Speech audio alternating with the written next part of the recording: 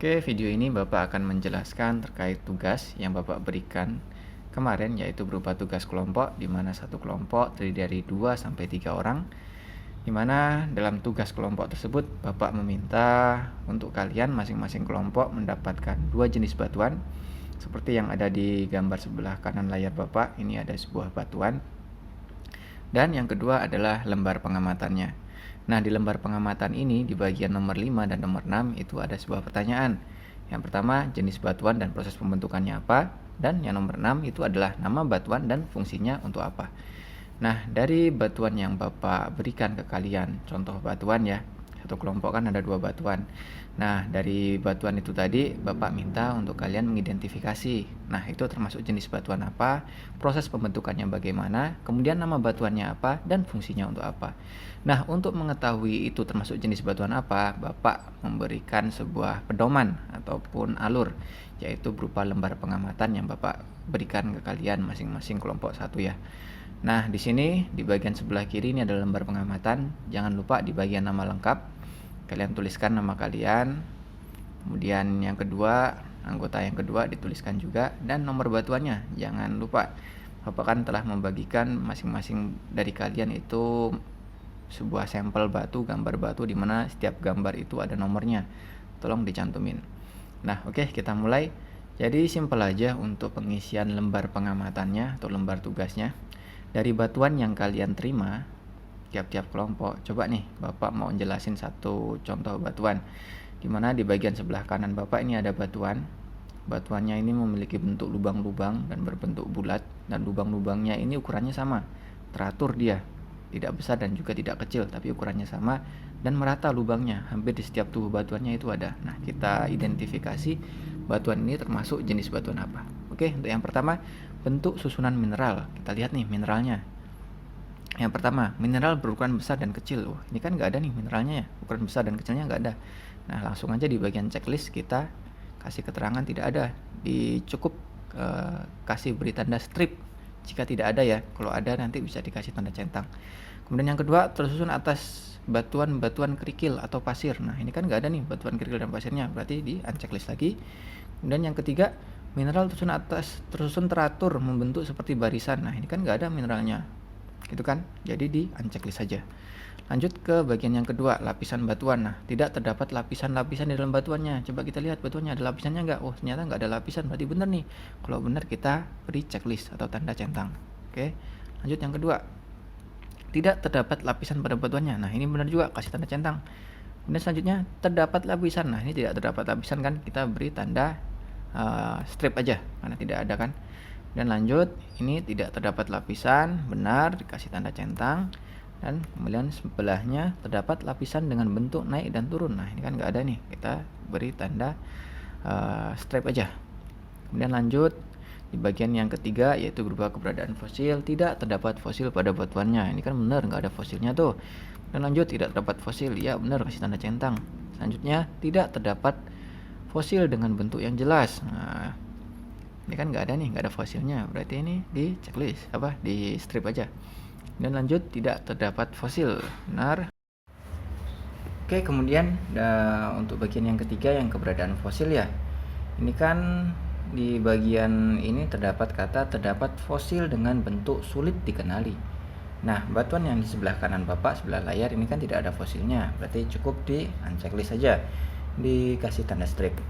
Kemudian ciri yaitu yang terakhir, yaitu adalah ciri yang keempat, yaitu adalah keberadaan lubang. Nah, kita lihat nih, ukuran lubang kecil-kecil tersebar secara merata. Nah, kita lihat gambarnya, sesuai nggak? Oh, ternyata sesuai, karena banyak lubang yang berbentuk kecil-kecil dan tersebar secara merata. Jadi kita beri tanda centang.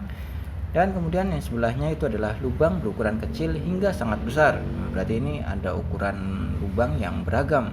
Sedangkan pada gambar sebelah kanan layar ini ukuran lubangnya tidak beragam ataupun sama, ya kan? Berarti ini pernyataan yang tidak sesuai, jadi kita beri tanda strip aja.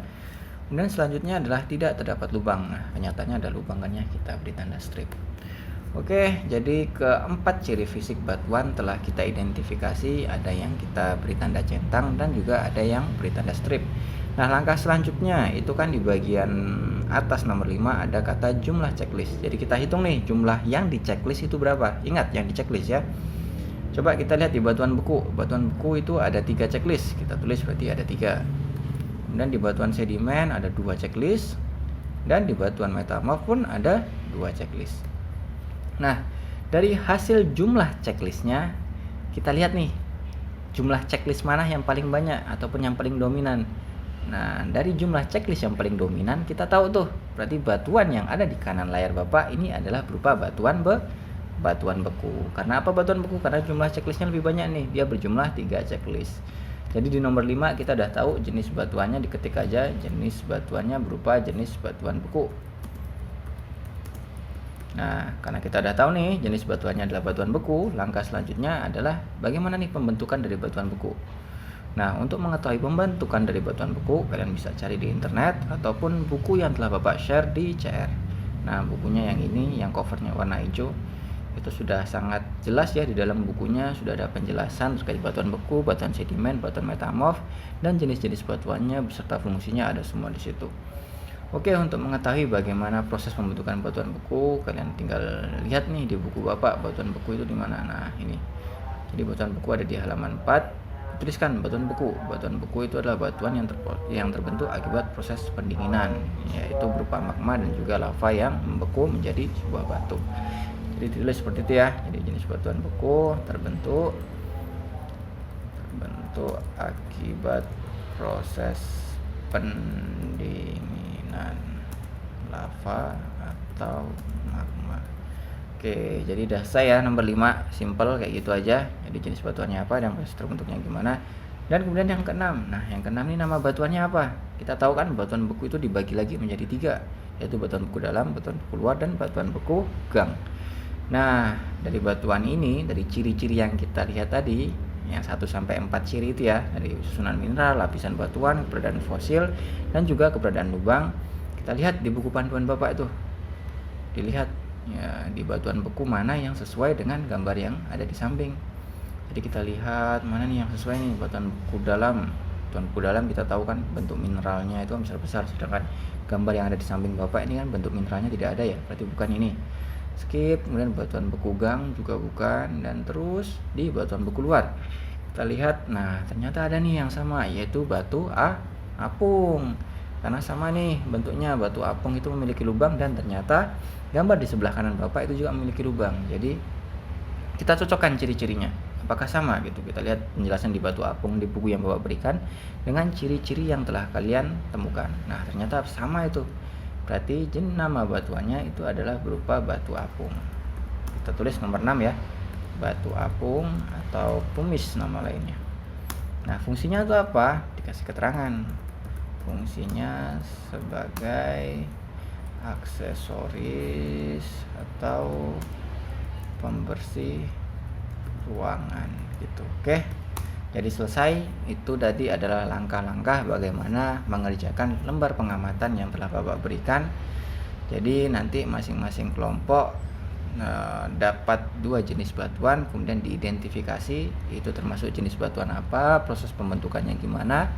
Kemudian setelah diketahui jenis batuannya apa, dicari lagi nama batuannya itu di mana. Nah, untuk mencari tahu nama batuan serta fungsinya, kalian dapat lihat di buku Bapak yang telah Bapak share di CR, yang covernya warna hijau ya, yang seperti ini Bapak tunjukin. Nah, yang seperti ini dengan judul proses pembentukan dan jenis-jenis batuan. Oke, cukup sekian materinya dari Bapak dan penjelasannya. Jika kurang paham bisa kalian chat secara pribadi lewat WA Bapak ya. Sekian dari Bapak. Wassalamualaikum warahmatullahi wabarakatuh.